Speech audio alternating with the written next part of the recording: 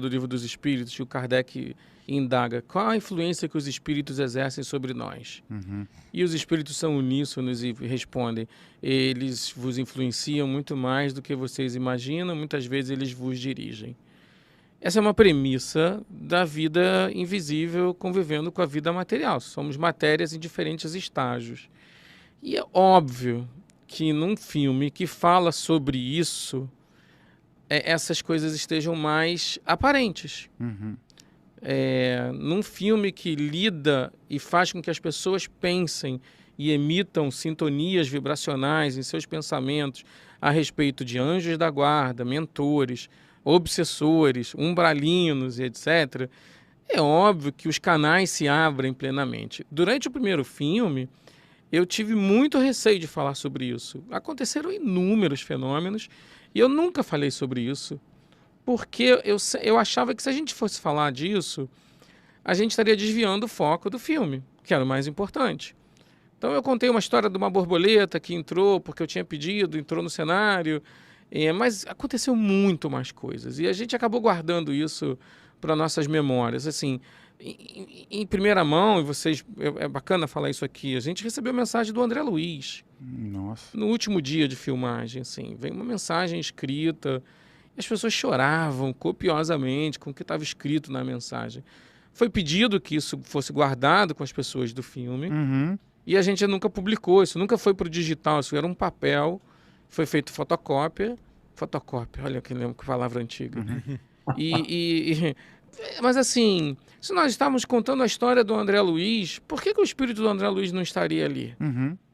É desmistificar essas relações, tirar do patamar da santidade e dizer, é assim que funciona.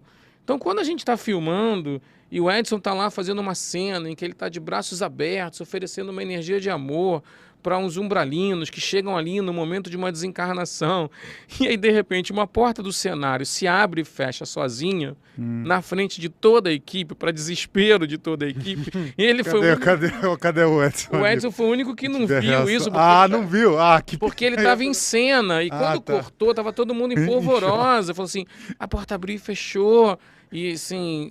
Aí gente, ok. Sim. A gente estava num lugar que foi um hospital. Deve ter espírito de gente que está aqui. Então, de repente, a equipe espiritual do filme está ajudando e essa pessoa deu algum sinal, sabe? Então, eu reajo da forma mais natural possível. Mas, sei lá, a gente estava filmando, tinha uns 70 figurantes vestidos com roupas umbralinas. Aí, daqui a pouco começou um alvoroço, assim, aí a sem direção chegou até mim e falou assim, tem uma figurante incorporada. Falei, hein? Tem uma figurante incorporada. E eu olhei de longe, a moça estava com a mão para trás, andando curvada. Quem é que chama nessa hora? O diretor. Como se o diretor do filme, o diretor para assuntos espirituais e aleatórios, né? Fui eu lá, enfim, não tenho medo, nenhum problema. Sim, claro. Convivo em centro espírita com espíritos há 30 e tantos anos, isso não é um problema nenhum. Falei, olha, se o amigo ou amiga veio aqui para atrapalhar, não pode. Está trabalhando. Se veio só para dar uma presença, já está dada a presença e agora é melhor você ir porque a gente precisa... Virei as costas e a entidade desincorporou lá da menina. A menina caiu aos prantos. Nossa. E nesse momento, nesse exato momento, passou uma rajada de vento no meio do set que derrubou um dos atores no chão. Nossa. Falei, pronto, a festa começou, né? Esse espírito, se ele saiu dali irritado ou não, ou se foi alguma outra coisa, a gente correu para socorrer esse ator. Vou me permitir não falar o nome dele, mas claro. Assim, sentei ele, olhei nos olhos dele, falei assim, você está passando mal? Ele falou assim, não, foi espiritual. Falei, então tá bom, vai passar. Por que a gente faz orações todos os dias de manhã? Para tentar fazer com que a gente esteja em sintonia, né? O cheiro do perfume de rosas apareceu de repente, num cenário que era um centro espírita e que tinha um médium sentado do meu lado, naquele dia, visitando a locação, que era um médium de materialização, que é o Nelson Martins Soares. E aí começou o cheiro lá dentro, a Vanessa Gerbelli, a Fernanda Rodrigues, que cheiro é esse? Eles abriram a porta do cenário, tá um cheiro de rosa muito forte aqui dentro. Eu olhei para o Nelson, ele riu e falou assim, Sheila. Ela foi lá dar a presença dela, o espírito de Sheila, para poder dizer, estamos aqui com vocês. Gente, isso é preciso se encarar isso com normalidade. É difícil? É. Mas não tem por que não se encarar isso com normalidade. É, o chefe do platô, que estava tomando conta de toda a base do filme, chegou correndo onde eu estava, que era um lugar distante. Cadê o senhorzinho que estava te procurando? Eu falei, hein? Eu estava lá embaixo, chegou um senhorzinho e falou assim, eu quero falar com Wagner de Assis. Quem quer falar com ele? Eu falei, não, diz para ele que eu quero falar com ele. Eu olhei para o rádio para botar no canal, quando eu olhei de volta, ele não estava. Ele desapareceu na minha frente, eu achei que ele veio correndo para cá. Falei, não, Alex, não tem ninguém aqui não. Falei, mas Wagner, ele desapareceu. Falei, tá tudo certo, cara. Se ele vier falar comigo, eu digo para você que ele falou comigo.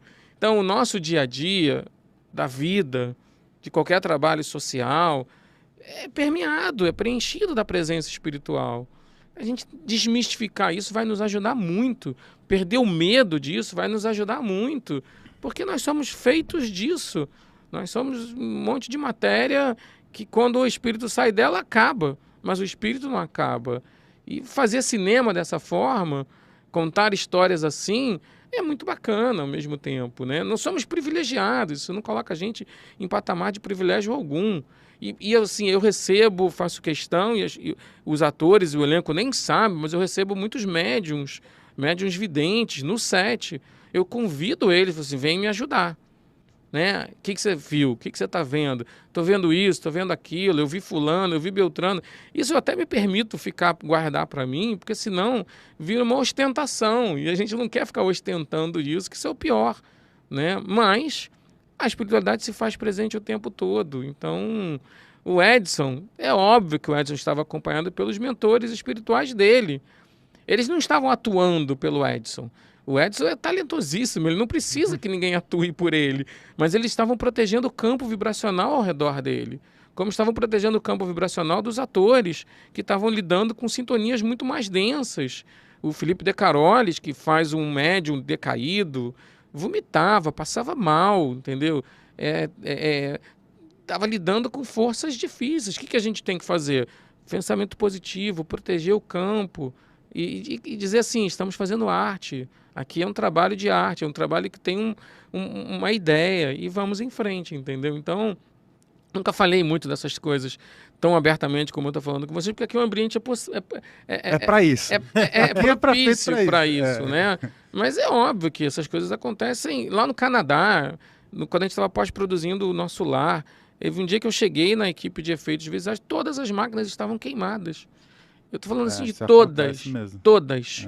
16, 20, era assim uma sala inteira de máquinas.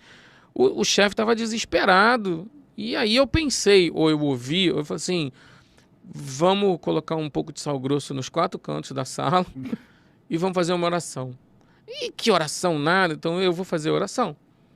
Chamei a Yafa Brits, a gente fez uma oração, botou lá o copo com água. No dia seguinte as máquinas estavam todas funcionando, eles encontraram o problema. Era um problema no servidor, se você for olhar do ponto de vista racional, tinha um lugar que era um problema.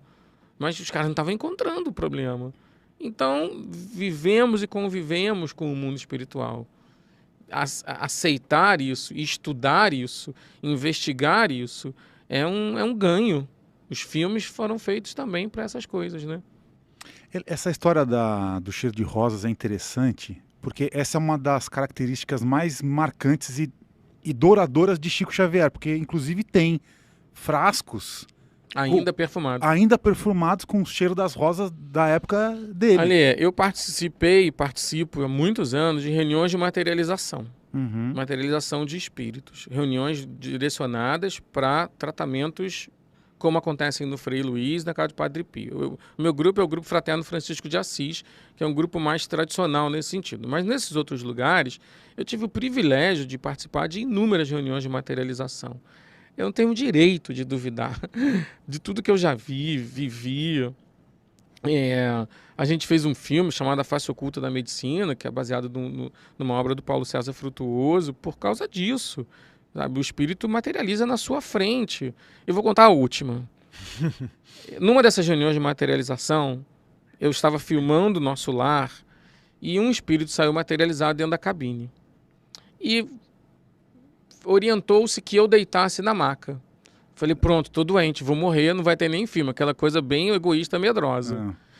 Deitei na maca, do lado da cabine, e veio um senhor, um homem, até mim, com um olhar muito compassivo, abriu minha barriga, tirou umas coisas de dentro da barriga, escuras, limpou numa toalha, fechou minha barriga com a mão, olhou no meu olho, fez um carinho na minha testa e desapareceu.